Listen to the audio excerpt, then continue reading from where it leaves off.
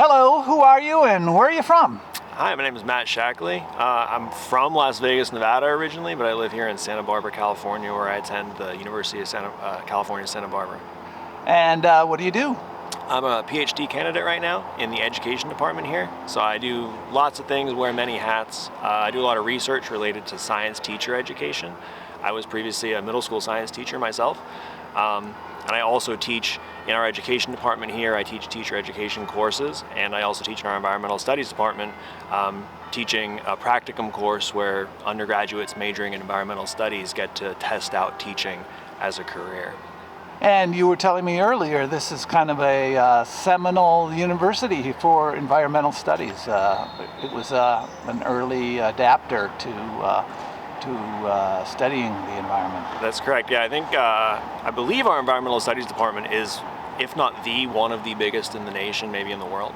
We have an incredible number of students major in environmental studies, undergraduate level. We also have the Bren School, which is a fantastic graduate school that focuses on environmental issues and environmental science, marine science. Obviously, because of our location, we're right here, right by the ocean. Like, our campus literally sits on the beach.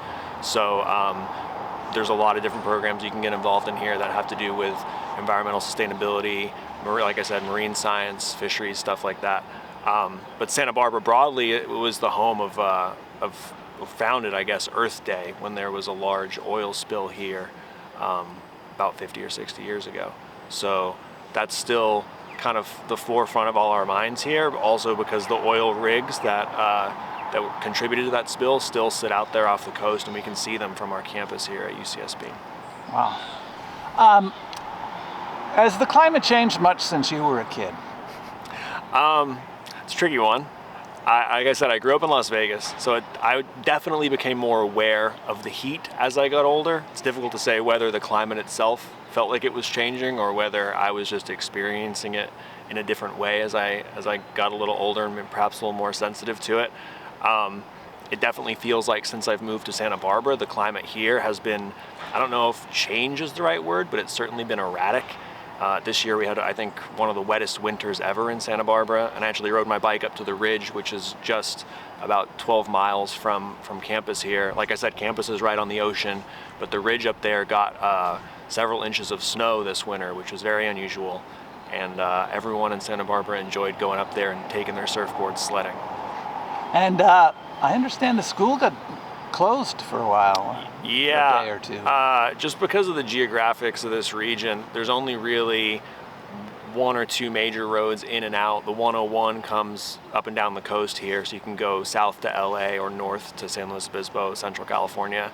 And then there's one little road that goes over the ridge there into the valley behind us.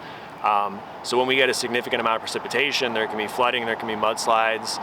There's a history of very deadly mudslides here. I believe 2017 there was one in Montecito that followed a very extreme fire season, and I want to say like 40 to 50 people lost their lives. It washed away a good portion of Montecito. So whenever there's a big weather event here, they kind of put a pause on things and encourage everyone to stay home because they don't want people traveling.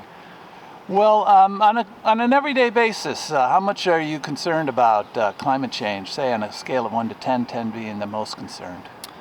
I'd put myself at like an even 5. I tend to consider myself sort of an even keel person. Climate change is very central to the work that I do, trying to encourage teachers or prepare teachers to engage students in climate activism and finding climate solutions. But I wouldn't say I'm fatalistic. I'm optimistic that humanity is ultimately moving in the right direction and that we are capable, more than capable, of innovating our way out of the issue. Oh, so are there some signs that you see out there?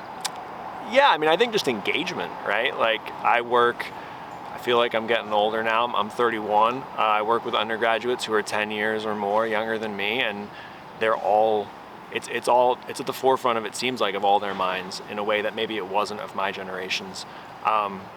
And like I said, the work that I do, I work with preparing future teachers to engage students in civic-related issues. And the uptake from the students that we work with, the younger students that these pre-service teachers work with, is incredible. I'm super optimistic that the future generations that come after us are always innovating and thinking in new ways, and that I mean, that's what makes humanity, I think.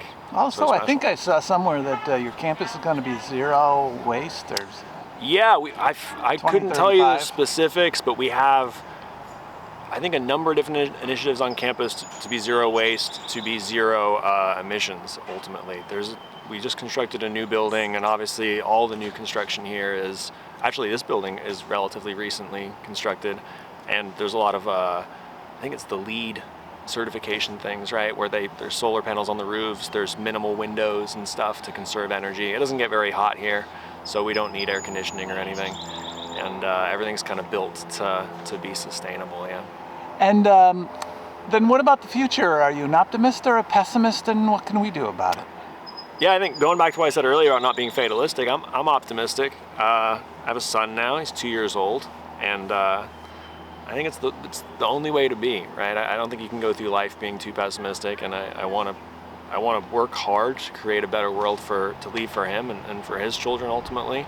And I'm optimistic that humanity has that ingenuity, and that the future generations have that ingenuity to make positive changes and keep sort of moving us forward in a positive So I'm trying to direction. read that though. Then, so you think the new generation will change its opinion, putting climate change at a higher priority, and technology will follow? Yes, I think technology empowers people to solve problems like climate change. I do think there's potentially a political shift where people can become more or will become more engaged in local issues once again. I think we see it, I see it here in Santa Barbara, and that's a lot of the work that I do, is not just focusing and teaching kids about the mechanism of climate change and how it's this big global catastrophe, but thinking about on a micro level how students and people can get involved in their communities to make incremental changes, right? And how something like what you're doing, riding your bike from place to place rather than taking a plane or a train or a car, can be that incremental change, and if everyone contributes in that way. And I think that's come to the forefront of our kind of shared consciousness in a way, in at least in my generation, that was not necessarily apparent. Well, thank you very much on the May 4th of 2023 here on the campus of the University of California, Santa Barbara. Thank you very much. Thank you.